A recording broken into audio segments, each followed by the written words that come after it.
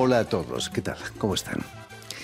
Tras largos meses de sequía teatral, un público ávido y enmascarado ha podido volver a los teatros para asistir a ese rito tan antiguo como efímero. Como todos los años se ha celebrado el Día Mundial del Teatro, que este año tenía un significado especial por múltiples razones, como lo comentaba el gran actor español José Sacristán.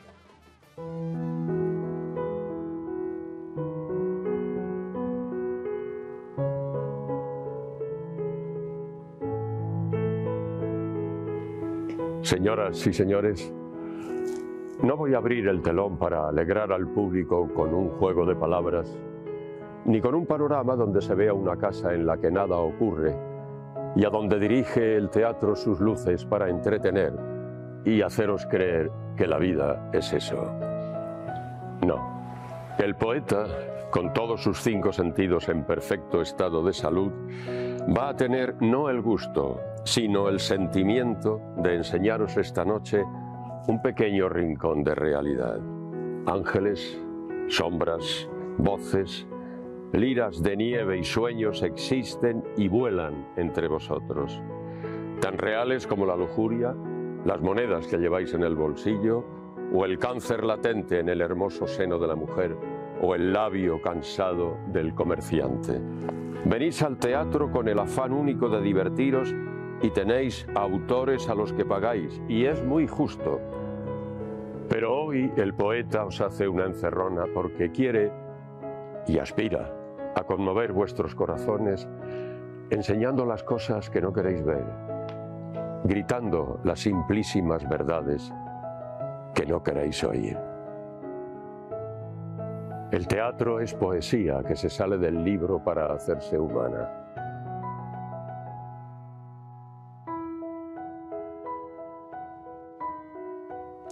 Y aquí en París, este miércoles, con unos días de retraso porque caía en domingo, el Día del Teatro, la editorial francesa Actualité Édition, especializada en traducir teatro contemporáneo hispano y latinoamericano, celebra este Día Mundial presentando sus novedades con la participación del gran actor francés Charles González. Y precisamente para hablarnos de estas novedades y de teatro contemporáneo, David Ferré, el director de Actualité Édition, ha sido tan amable de venir hasta nuestros estudios. Muy buenas tardes, David. Buenas tardes, Jordi. Sobre todo, muchísimas gracias por volver a este programa después de unos tiempos un poco difíciles, ¿no? Gracias a ustedes, como dicen en México, básicamente. El bombardeo del teatro de Mariupol, allí en Ucrania, en el que se teme que murieron casi 300 personas hace un par de semanas, no pude dejar indiferente a nadie, pero a ti como hombre de teatro imagino que te afectó de una manera especial, ¿no? Sí, porque obviamente como artista pertenecemos a una comunidad artística, ¿no? Que nos conozcamos o no, y creo que el teatro, a pesar de no estar todos de acuerdo, somos una comunidad, una colectividad muy importante en la historia de la humanidad, ¿no? En cuanto a la cuestión esta en Ucrania, creo que es destruir el pulso vital de una sociedad, es empezar con el teatro, básicamente. Terrible, ¿no?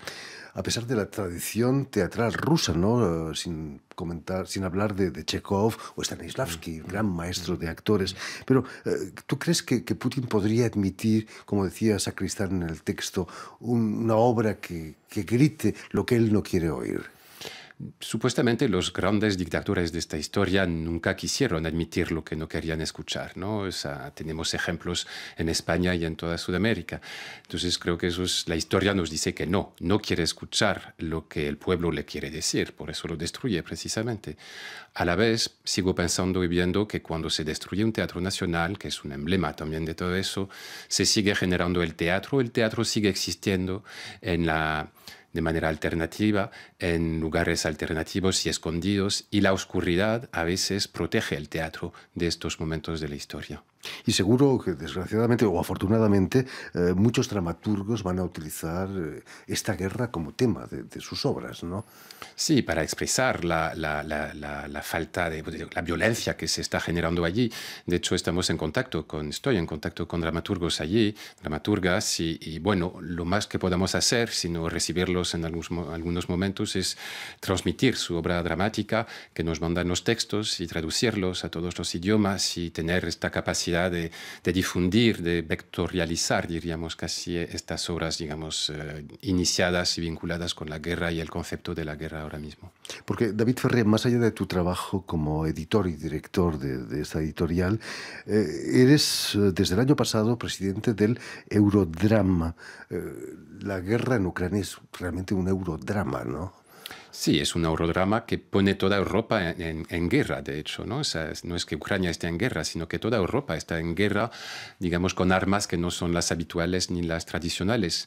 Respecto a esto, creo que es importante recordar que la traducción literaria es un acto político, precisamente, y que hay que hacer existir. Tenemos múltiples ejemplos en Sudamérica también, donde y cuando la traducción sirvió, sino para salvar los autores, por lo menos dar a conocer la obra vinculada con el contexto de guerra, ¿no?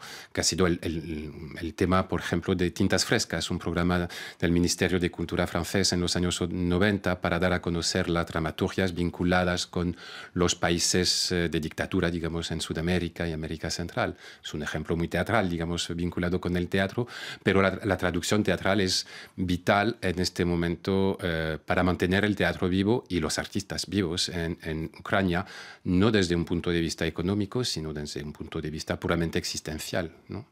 Cuéntanos, David, ¿qué es Eurodram y para qué sirve esta organización que tú presides? Gracias, Jordi, por esta pregunta.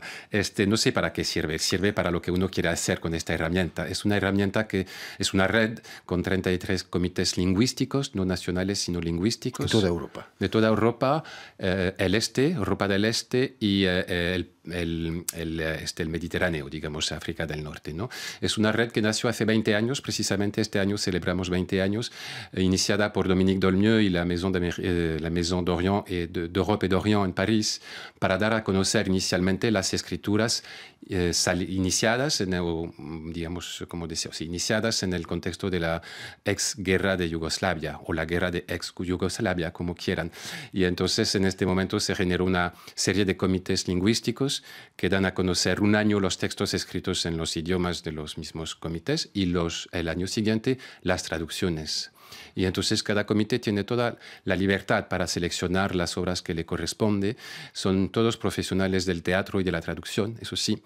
Y luego pues cada comité busca los medios económicos para publicar y dar a conocer estos textos. El más importante es el comité francófono, obviamente, y el español, digamos, el castellano y gallego empieza a tener una importancia en cuanto a cantidad, lo cual no quita el mérito y la importancia para nosotros de los comités ucranianos, turcos, etcétera, etcétera, de los países donde realmente la libertad de expresión es un problema hoy en día. Un gran problema. Precisamente hablando de teatro español, la gran tradición del teatro español la conociste muy de cerca en Madrid, donde vas a estudiar dramaturgia en los años 90. Veías mucho teatro, imagino, ¿no? En aquellos años de estudiante. Bueno, sí, teníamos que ver mucho teatro, era una obligación porque estudié en la RESAD, ¿no? Entonces la Escuela de Arte Dramático de Madrid, entonces era como una obligación ir al teatro. Pero básicamente lo que descubrí es que hablar otro idioma, en el espacio teatral por lo menos, genera una libertad que desconoce uno mismo en su propio idioma. Entonces sí que con este idioma descubrí la libertad, básicamente. La situación política muy diferente de la de Francia. España acababa de inaugurar una democracia después de 40 años de dictadura. ¿Te chocó esa diferencia entre los dos teatros? Creo que era demasiado joven para que me chocase, ¿no? Porque tenía 20 años. Entonces esto yo creo que a los 20 años lo percibes, pero no lo puedes analizar.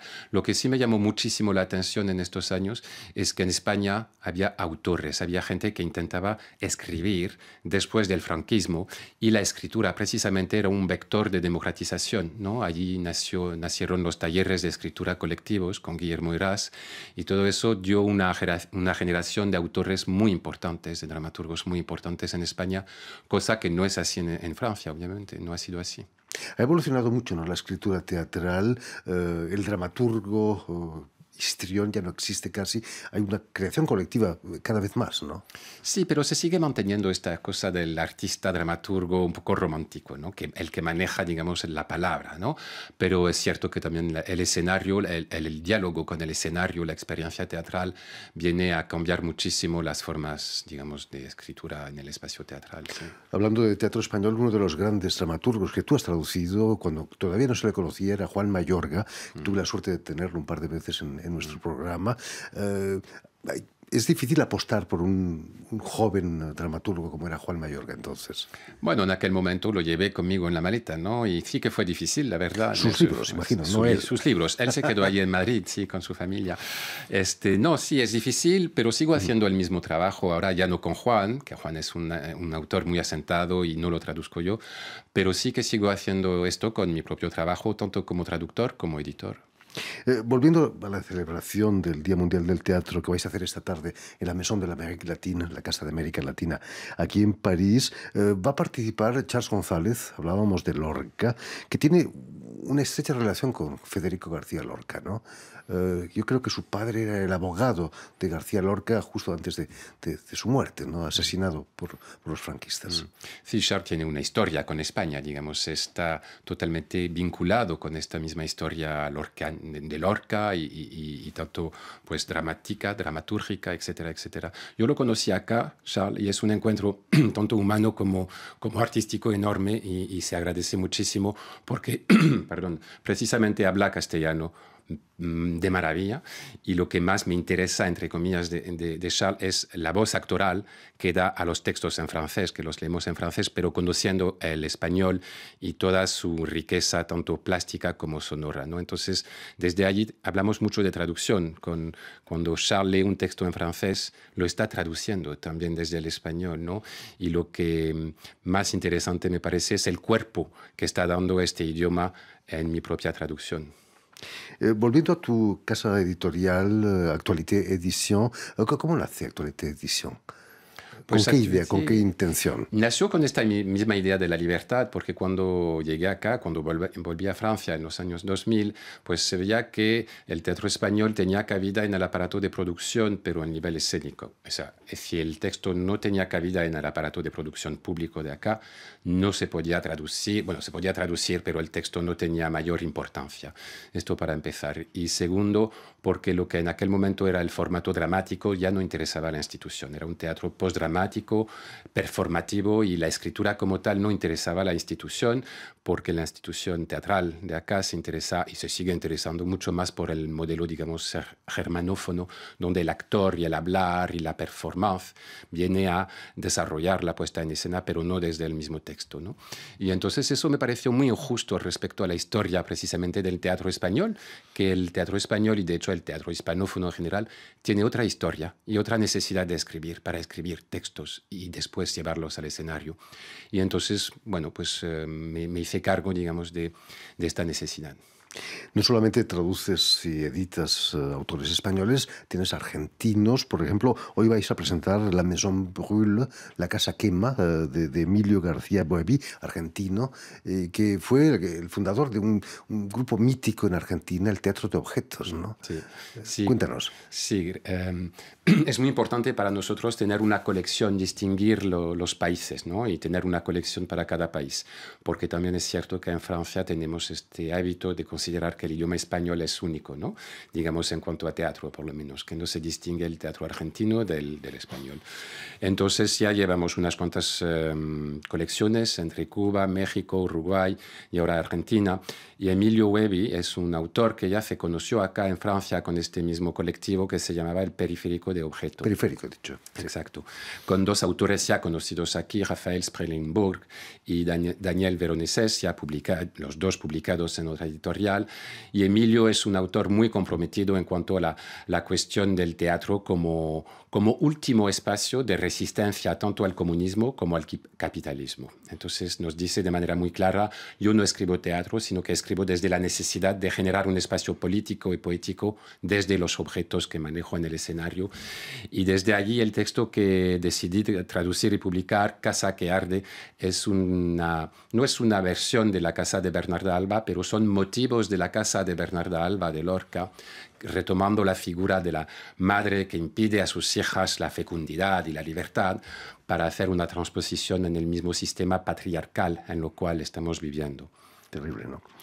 También presentas esta tarde un mexicano, Alberto Villarroel, con la faz B de la materia, la cara B de la materia.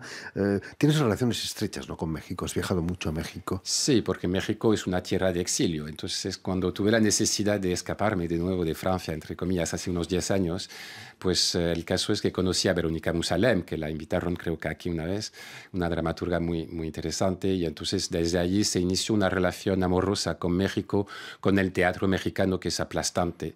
Aplastante porque muy conocedor del teatro europeo y a la vez con una singularidad enorme en cuanto a su capacidad social, mover gente allí desde el teatro, ¿no? Entonces estuve muchos años yendo y viniendo, y es más, mi última puesta en escena fue en México, en la Coordinación Nacional de México. Imagínate.